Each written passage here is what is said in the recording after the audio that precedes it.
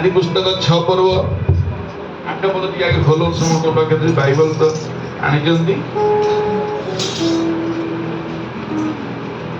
मात्र नोह सदापूर्ण दृष्टि अनुग्रह प्राप्त हेले प्रार्थना करिबा प्रभु नोह सदापूर्ण दृष्टि अनुग्रह प्राप्त होइले आज गोटे प्रार्थना में करू बाबा एबे आमे तुम दृष्टि अनुग्रह प्राप्त होई परिबा and found the favor of God प्रभु जेबे आमे तुमरो अनुग्रह पात्र पात्र ही परिबा सहाय्य करो वाक्य को दर्पण रे निज को देखिया पई सहाय्य करो यीशु को नाम रे आमीन एटा परमेश्वर नोह कहले एक जहाज निर्माण करने पाई 300 हाथ विशिष्ट 3 महला एवं अनेक कोठरी एक जहाज निर्माण करने पाई यह थिला एक आह्वान is the call of solvation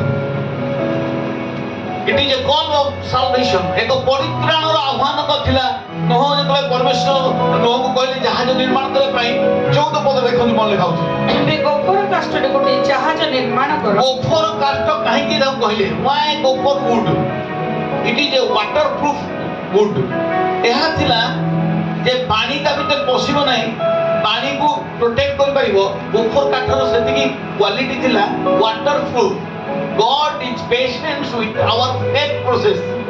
ईश्वर हमर विश्वास रो कार्य रे विश्वास चाली रे हमको अपेक्षा कर थांती जे हमें गोफर काट करी वाटर प्रूफ होवा दरकार जेते जहा लोक कहले हमें परमेश्वर को छाड़ीबा नाही nothing can separate us from the love of Jesus Christ hallelujah द्वितीय विषय कोन कहले make the ark with rooms अनेक कोठरी निर्माण करिवो तही मते नाना कोठरी बनाई नाना कोठरी रहि जाबे नाना कोठरी काई कहले नाना कोठरी उद्देश्य होची विनिंग द सोल आत्मा लाभ करिबा नाना कोठरी निर्माण करिवो से भितरे आत्मा गुडी को लाभ करिया पे प्रभु चाहउछंती कि परि मु आत्मा लाभ करिबी नो मेक रूम्स that is called winning the soul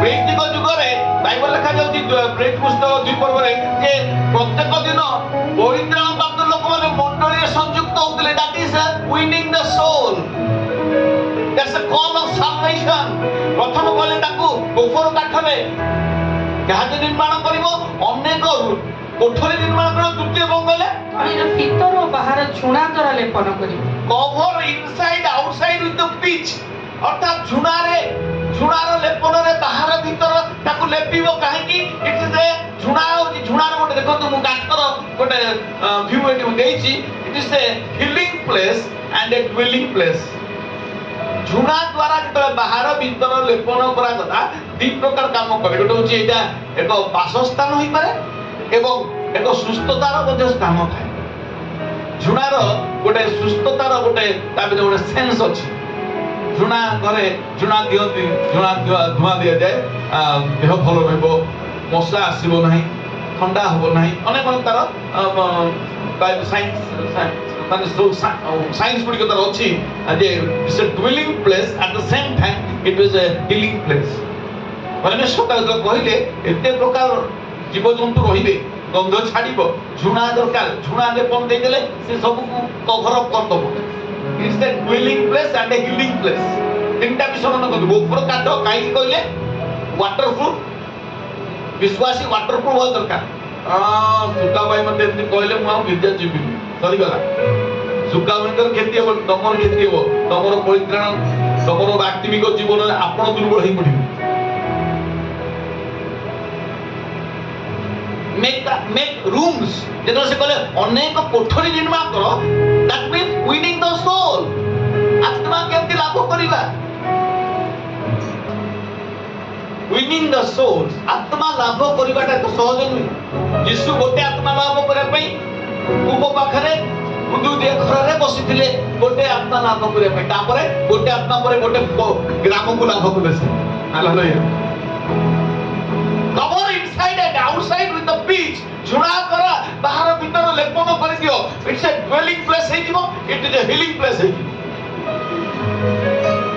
दुदन नियम रे आसी गला ता यीशु को रक्त रे हमको प्रभु धोई देबे बाहर भीतर सब रक्त रे धोई देबे हालेलुया हालेलुया हालेलुया जीवन मिलिया आशीष ठहरी कैसे ठहरी भाई जीवन कैसा मिल गया आपको प्रभु यीशु के लहू से हालेलुया प्रभु यीशु को रक्त रे हमको जीवन मिल जाई छी सेतबे झुणा द्वारा लेपन करथना आज प्रभु यीशु को रक्त रे हमको धोई दिजनी लेपन कर दिजनी बाहर भीतर शुचि पवित्र करके ताको पई परिशुद्ध करछने एवं परिशुद्ध करछने हालेलुया ओ जीवन मिलिया आशीष ठहरी बरकत आई ए खुदा ओ जीवन मिलिया आशीष ठहरी बरकत आई ए खुदा ओ बंधन टूट गए गमी टूट गए आंखें सुख गए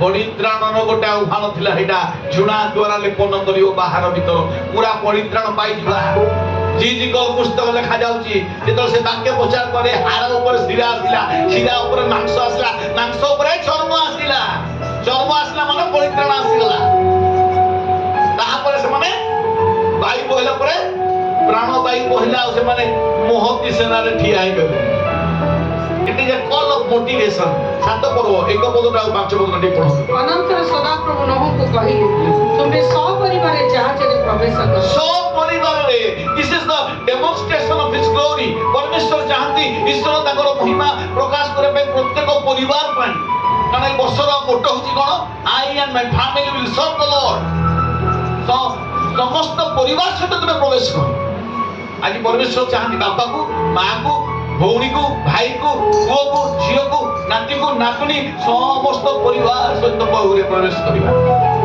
पांच पद कोन लिखाउची नोह सदाप्रभु आज्ञा अनुसार सब कर्म कले आमेन it is a demonstration of grace and द्वितीय विषय होची से डेमोन्स्ट्रेशन ऑफ हिज ग्रेटनेस परमेश्वर नोह करि पारले नोह परमेश्वर आज्ञा अनुसार करि पारले this is the greatness of God नोह सब करि पारले this is the grace of God Paul कहले मु सुसमाचार प्रचार करछि जेते समय जहा करछि प्रभु को अनुग्रह करछि जहा करिबी मध्य प्रभु को अनुग्रह करछि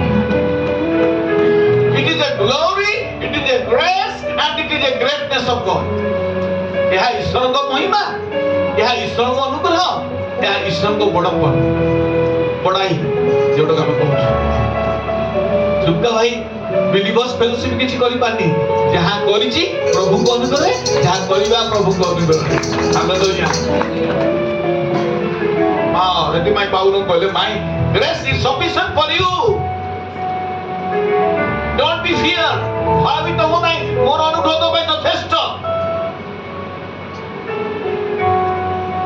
ଗୋଟେ ମାଳି କୃଷକ ଆଉ ସେ ଗୋଟେ ବଗିଚାର ସେବା କରୁଥାଏ, ଅତି ସୁନ୍ଦର ଚିକଣ ସଫା କରି ତାକୁ ରଖିଥାଏ।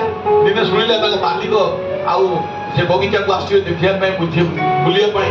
ତା ମନ ଭାରି ଖୁସି ହେଲା। ଆଉ ସେ ଅତି ସୁନ୍ଦର ଭାବରେ ସଫା କରିକି ସେଇ ଏତେ ଟିପଟପ୍ କରି ସେ ବଗିଚାକୁ ରଖିଲେ। ଏଦିନ ମାଲିକ ଆସିବେ, ମାଲିକ ଆସିଲେ ବହୁତ ଖୁସି ହେଇଗଲା। ସେ ଭାବିଲା ମାଲିକ ମତେ ବହୁତ ଖୁସି ହେବେ, ସାବାସ ଦେବେ, ଥାପୁଡେଇବେ ମତେ, ଆଉ ମତେ ଗେଲ କରିବେ, ମତେ କିଛି ଭଲ କଥା କହିବେ।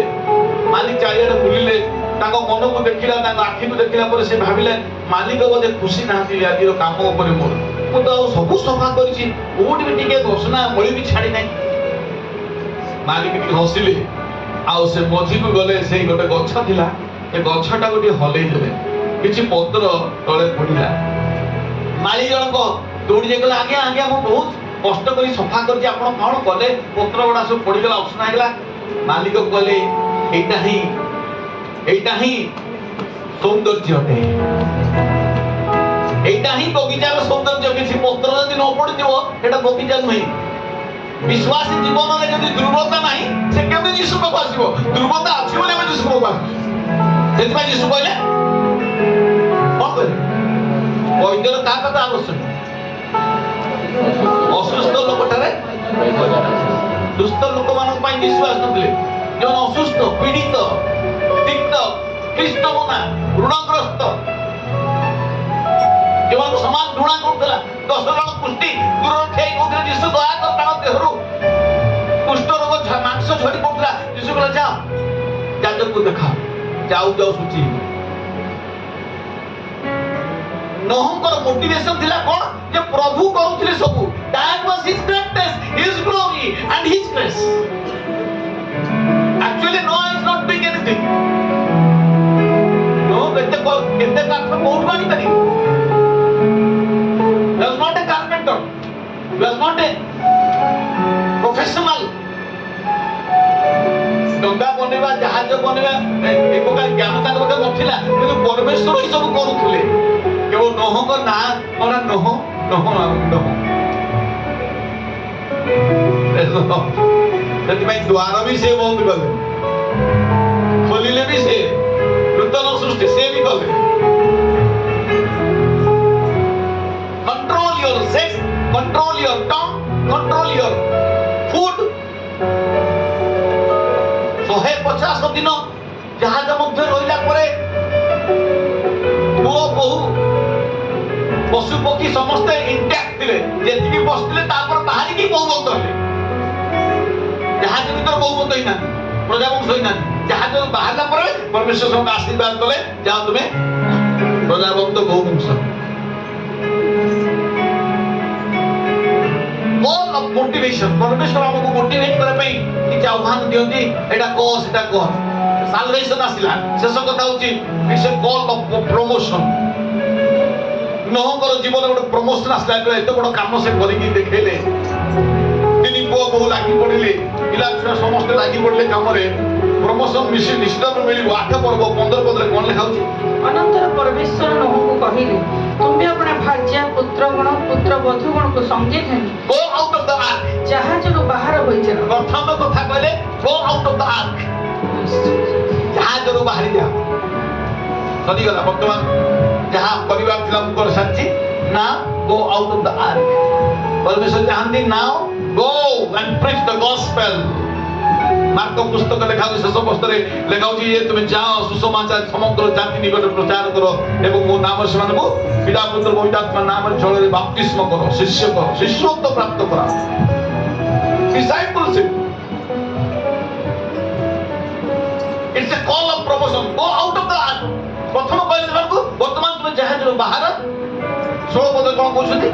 ତୁମେ ଆପଣ ଭାର୍ଯ୍ୟ ପୁତ୍ରଗଣ ପୁତ୍ରବଧୂ ଖେଳି ଜାହାଜରୁ ବାହାର ହୋଇଯାଅ ପୁଣି ଆପଣ ସଙ୍ଗେ ଥିବା ପଶୁ ପକ୍ଷୀ ଗୁଚର ଉରଗାମୀ ଆଦି ସବୁ ଜୀବଜନ୍ତୁ ବାହାରକୁ ଖେଳିଯାଅ ସେମାନେ ପୃଥିବୀକି ପରିପୂର୍ଣ୍ଣ multiply the earth ପୃଥିବୀକୁ ସେମାନେ ପରିପୂର୍ଣ୍ଣ କରନ୍ତୁ ପୁଣି ପୃଥିବୀରେ ଆମେନ୍ ପ୍ରଜାବନ୍ତ ବହୁ ବଂଶ ହାଲେଲୁୟା be multiply the ପ୍ରଥମ କହିଲେ go out of the number 2 multiply the earth number 3 build the altar and God was pleased with it 17 ଲେଖା ହେଉଛି ସେ ନୋହ ବାହାରି ଆସିକି ଗୋଟେ ଯଜ୍ଞବେଦୀ ନିର୍ମାଣ କଲେ ଆଉ ପରମେଶ୍ୱର ସେ ଯଜ୍ଞବେଦୀର ସେଇ ଆଘ୍ରାଣରେ ସନ୍ତୁଷ୍ଟ ହେଲେ ଦେଖାଯାଉ 17 20 ଲେଖା ହେଉଛି ଅନନ୍ତର ନୋହ ସଦାପ୍ରଭୁ ଉଦ୍ଦେଶ୍ୟରେ ଯଜ୍ଞବେଦୀ ନିର୍ମାଣ ପୁଣି ସର୍ବପ୍ରକାର ସୂଚୀ ପଶୁ ସୂଚୀ ପକ୍ଷୀଗଣ ମଧ୍ୟରୁ ସୂଚୀ ପଶୁ ସୂଚୀ ପକ୍ଷୀ ନେଲେ କେତେକ ନେଇ ବେଦୀ ଉପରେ ହୋମ ବଳି ଉତ୍ସର୍ଗ ଆମେନ୍ ତହିଁରେ ସଦାପ୍ରଭୁ ତହିଁରେ ସୁଗନ୍ଧି ଆଘ୍ରାଣ କରି ମନେ ମନେ କହିଲେ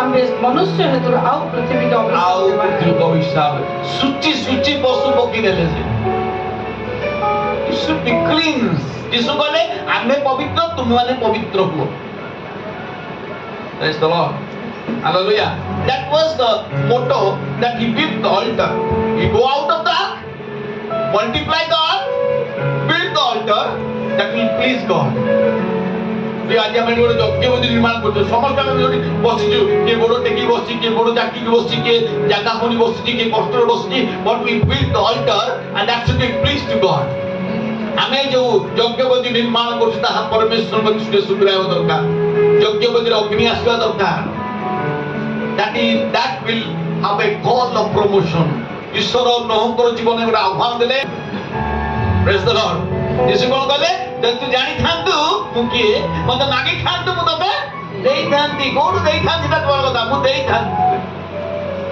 ପବିତ୍ର ଦେଇଥାନ୍ତି ପାଣି ଦେଇଥାନ୍ତି ଆଉ ଏମିତି ଦେଲେ ପାଣି ଯେ ବାଲ୍ଟି ଦୌଡ଼ି ଛାଡ଼ି ସେ ଦୌଡ଼ିଲା hallelujah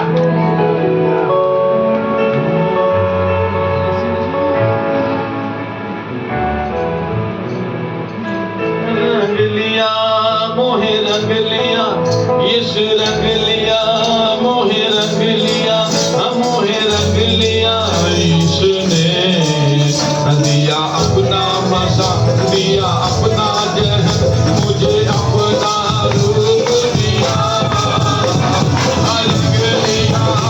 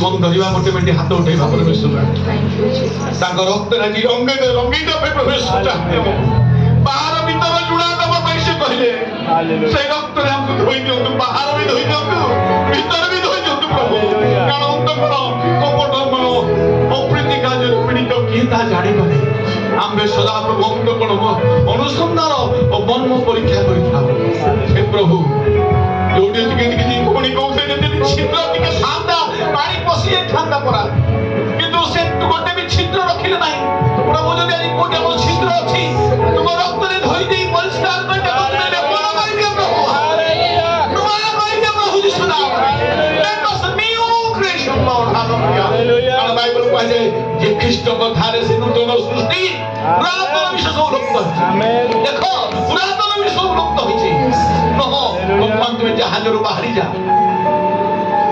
Go out of dark and fill the earth ପୃଥିବୀକୁ ପରିପୂର୍ଣ୍ଣ କର build the altar ଏକ ଯଜ୍ଞବେଦୀ ନିର୍ମାଣ କଲେ ସୂଚି ପଶୁ ପକ୍ଷୀ ସୂଚି ପଶୁ ପକ୍ଷୀ ନେଇ ସେ ବଳି ଉତ୍ସର୍ଗ କଲେ ତାହା ପରମେଶ୍ୱରଙ୍କ ନିକଟରେ ସୁଗ୍ରାହ୍ୟ ହେଲା ଆଗ୍ରହଣ କଲେ ସନ୍ତୁଷ୍ଟ ହେଲେ ଇନ୍ଦ୍ର ଧନୁର ପକେଇଲେ କହିଲେ ଆଉ ପୃଥିବୀକୁ ଜଳରେ ନଷ୍ଟ କରିବେ ନାହିଁ Yes, Jesus. ବଡ଼ ଚମତ୍କାର ତୁମର ସୃଷ୍ଟି ବଡ଼ ଚମତ୍କାର ତୁମର ସମସ୍ତ କାର୍ଯ୍ୟ Thank you, Jesus. ମନୁଷ୍ୟ ତା ବୁଝିପାରେ ନାହିଁ ଆମେ ବୁଝିପାରିବା ନାହିଁ ଚେଷ୍ଟା କଲେ ବି ମଧ୍ୟ କାରଣ ପ୍ରଭୁ ଆମେ ନିମିତ୍ତ ମାତ୍ର ତୁମେ କାର୍ଯ୍ୟକାରୀ ପରମେଶ୍ୱର ପ୍ରଭୁ ଆମ ପାଖରେ ଅଳ୍ପ ଜ୍ଞାନ ଅଳ୍ପ ବୁଦ୍ଧି ମାତ୍ର ତୁମେ ତୁମର କୌଣସି ଲିମିଟ ନାହିଁ ଅନଲିମିଟେଡ ଆଣ୍ଡ ଅନଲିମିଟେଡ ଗଡ ପାଞ୍ଚ ରୁଟି 5,000 ଲୋକ ଖାଇବାକୁ ଦେଇଥିବା ପରମେଶ୍ୱରଙ୍କୁ ଧନ୍ୟବାଦ ଦଉଛୁ ଆଜି ମଧ୍ୟ ତୁମେ ପ୍ରଭୁ ସେଇ 5 ରୁଟିରେ ଆମକୁ ପରିତୃପ୍ତ କରି 12 ଡାଲା ବଞ୍ଚେଇ ଦଉ ପ୍ରଭୁ ସେଇ ପରମେଶ୍ୱର You are the same unchanging God. Yesterday, today and forever is the same.